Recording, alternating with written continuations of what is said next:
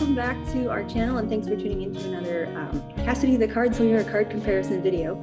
You're probably wondering why you can see me today instead of just focusing on the cards, which don't worry, we will be getting there in just a moment. But I needed to do like an easier way to show the size of just how outrageous these cards are. So as the title suggests, what we're looking at today is two different Alice in Wonderland playing card decks. And one of them, and here we are, it is by the Macmillan Alice pack of cards. Really lovely little deck. And then the other is called the Queen's Guards Giant Playing Cards. So this is the size of the box. Prepare yourself. Okay, so this is the size of the box. This is the size of the cards. They are gigantic. They are a magnificent deck. But you know, look at the size of these things. So when we get to the flip through, I tried to remedy that as quickly as, or as easily as I can, to be able to compare the images, because one is little tiny and one is gigantic. Well, this isn't tiny. It's like the size of a regular pack of playing cards. So before we get started, I just have to send an acknowledgement or a massive thank you out to my dearest friend and one of the most wonderful people in my life, Deanna, who I could say sponsored this video because she actually purchased both of these decks for me. She got me the giant pack of playing cards in the spring, which we used a lot over the summer. And then on Sunday, this is a very cute story, she sends me a picture of this deck and she says, "Hey, do you have these cards?" And I text her back, "No, I don't. I've never seen them." And she replies, "Now you do." These are the kind of people you need in your life. So thank you, Dee, for getting me both of these decks, because I love them dearly. So yeah, we're gonna do a flip through and I'll show you all of the cards, but just very quickly. So this is a little bit smaller pack, and it has, you know, various little different sorts of images in it. We've got colored. We also have a little bit of the more black and white line work. I will say, because I don't think in the flip through I actually get to talk about them. So, well, I guess the aces do have, I will say that again, the aces have little sayings on them, but one of the ones that was just very cute. Oh, I should have had this ready to go. I thought I did, but then I got to shuffling, because anybody else just pick up a deck and start shuffling? So this one, it says, "I'm doubtful of the temperament of your flamingo." It's the 5 of clubs, and it's in the shape of a flamingo. So that is just absolutely precious. But yes, so we're about to do a flip through of these two cards. This here massive pack and this here regular size deck. They're both really, really lovely packs. And I'm pretty sure there's quite a few other Alice in Wonderland themed playing card decks. If you want to see we actually did a couple months ago, Mandy and Sharon and I did a comparison of 3 different Alice in Wonderland tarot decks. I have Dame Darcy's Queen Alice Tarot, Sharon brought the Baba Studios deck, and Mandy has Barbara Moore's Alice in Wonderland deck. So if you want to see the tarot version of this video, hop on over to there. I can actually put that link below. But yes, without further ado, I guess we'll flip the camera and I can get showing you these cards. Oh my God, look at that timing, and there's my kisses. All right, so now that I've got the camera flipped around, this is kind of funny because usually I end up putting the boxes, or I'll show and make sure that everyone knows which side is which deck is which one in my card comparisons, but I don't think we're going to have that problem this time. So as usual, I'm going to just put on some nice music and flip through the cards here. I will just show quickly though as we get started. There are 2 jokers in the giant deck, and only 1 joker in the smaller pack of cards here. And then I will, because the aces in the smaller deck here, they've got these lovely sayings on them, I'll just bring them forward and slow down a little bit so you can read what they have to say. But other than that, yeah, let's get started on the flip through. I have not done 2 decks so vastly different in size before, so bear with me. I hope my camera stays in focus, and let's get started.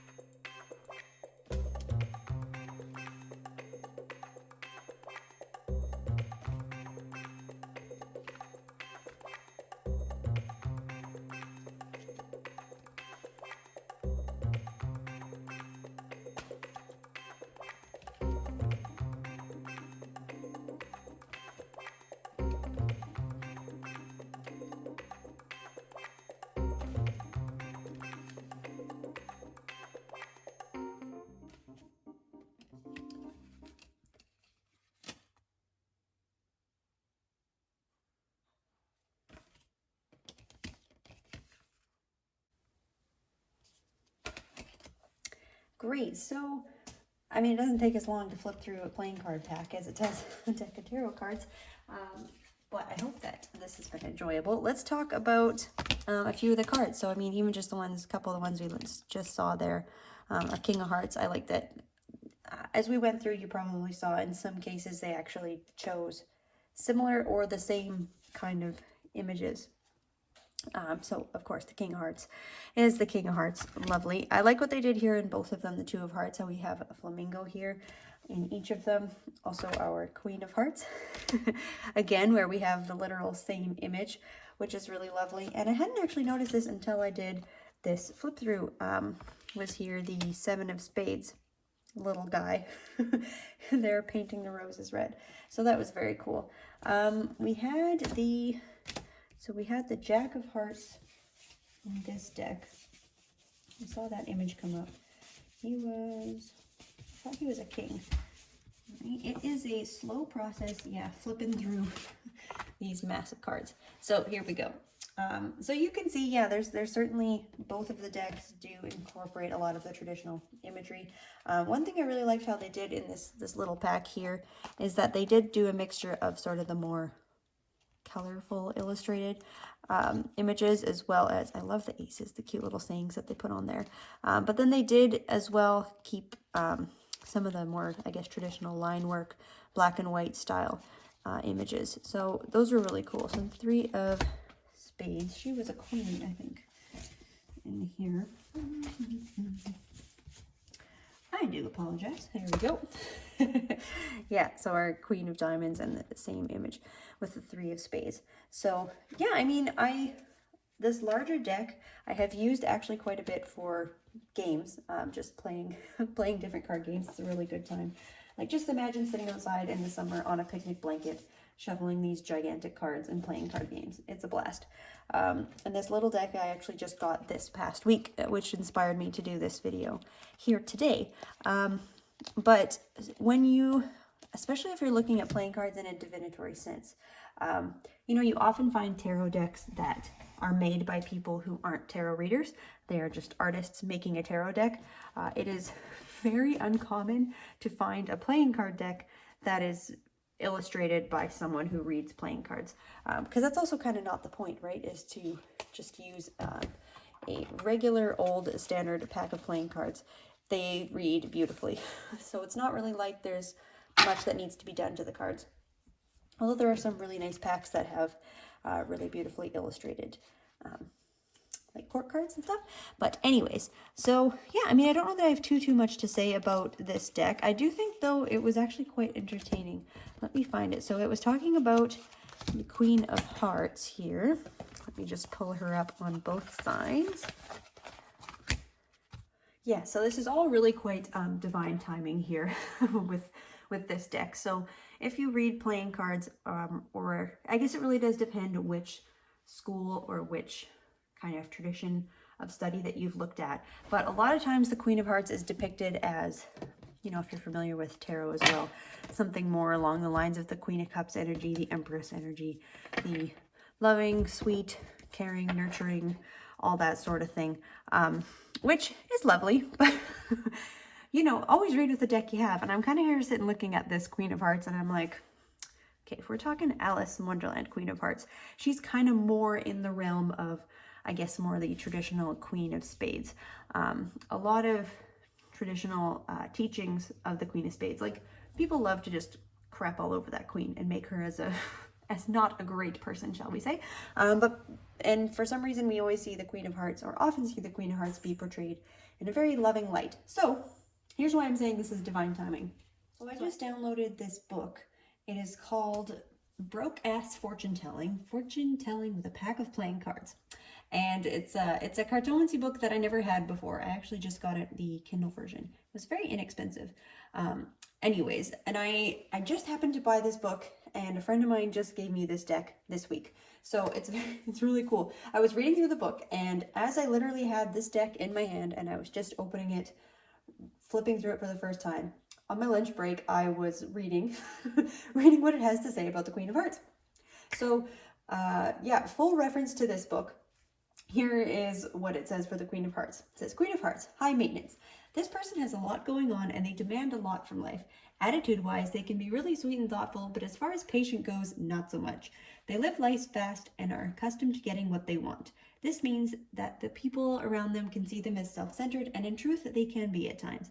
However, these people have a natural intuition for success, and as long as they tap into it, they have an amazing potential to make it far. Their want for the finer things in life can extend to their generosity as well. If they have kids, you can bet those kids are well taken care of and most likely get the best in everything they touch. They want the best for their family, and they can be super generous when they feel they can help you out with something that's important to remember. These people are masters of the cold shoulder, and your ass will freeze to death. Once this person feels you're unworthy of their time or you get on their bad side, you will know. They just won't deal with you. These people can be shady as hell and are masters at chipping away at your self-esteem if they just plain don't like you. They aren't super aggressive in their approach, but they are masters of saying things like, oh, you just lost 5 pounds, 30 more to go, like a compliment dis. So I appreciated that. Because like I said, you don't really see the Queen of Hearts ever really portrayed in a negative light. And I just happened to be reading this book that threw a couple of things in here, such as being self-centered, demanding of attention, demanding a lot from other people, being impatient, things like that. So anyway, it fits quite well. So yeah, as far as the divinatory meanings go, I mean, there are some things that I would say do correlate sort of to the traditional cartomantic meanings for each of the cards. But again, I don't personally myself really work with this card means that in this teaching. So I haven't really explored the idea of working with illustrated images as well as using the playing card suits, unless we're talking about using a Lenormand type deck, which you then have your symbol, you've got your picture, and you have your playing card inset. So in that sense, I don't know, just a little bit more. But I have actually done a couple of readings with this, and it reads really well. I really, really like it. And especially if you know the story of Alice in Wonderland, you can just tap into it even so much more, Got the painting the roses red, all this beautiful stuff. Oh, we had the lobster in that deck as well. Anyway, I won't go through and compare each of the individual cards because we just saw them all. But yeah, anyways, this video is a little bit shorter in terms of comparisons because I don't have too much to say. But I really like both of these decks. I have used them both for playing card games, and I've used them both for readings. This massive one makes quite a splash if you were ever doing some sort of like party reading or things like that. Or, like I said, you don't even have to read with them. They're just really, really beautiful. Oh yeah, there's our lobster. I mean, they're super gorgeous. And I'm partial to the Six of Hearts being the octopus. Oh, it's just gorgeous. I really like that. That being said, though, I don't totally recognize all of the symbols necessarily in this pack. I mean, I think some of them are larger than others, of course. But anyway, this is actually really neat to read with as well. Yeah, here, like even the Three of Spades being with the door there. You can certainly work with this deck in terms of divinatory meanings as well. And my deck, oh, I didn't have it in here, but for some reason, I happened to show up. I got 2 Ace of Spades, so I sometimes keep one of these out just as art on my table because it's really beautiful. But nevertheless, here are 2 different Alice in Wonderland playing card decks. I hope you've enjoyed this video. Shoot any comments you have below. What did you think? Do you read with playing cards? How do you feel about working with a playing card deck that is illustrated? Oh, I don't know that I showed the back. Look at the back of this deck, if I didn't before. Ooh, look how gorgeous. It's actually like a little bit, kind of a cold cast gold on the back of here. And then we have the Cheshire Cat on the back of this deck. Beautiful. Okay, I am out of here. Thanks again for watching. Like, share, subscribe, all that good stuff. We love having you around. And yes, hope you have a wonderful rest of your day. Bye for now, everybody. Thank you for engaging with us. Please like, subscribe and share. To book a personal, in-depth reading and to learn more about our incredible courses in tarot and astrology, please visit our website www.thepomegranate.grove.com.